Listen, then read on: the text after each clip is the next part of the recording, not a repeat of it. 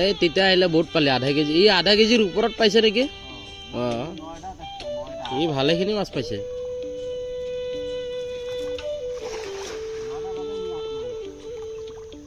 time লাগি যায় না একবাৰ খেৱা দিওঁতে টাইম ভালেখিনি লাগি যায় তো না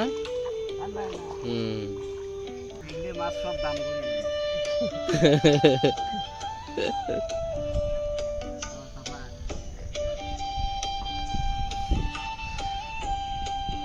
এটা ৰিঠা মাছ ফাঁচলেও কাম হৈ গেল হয় ৰিঠা মাছ এটা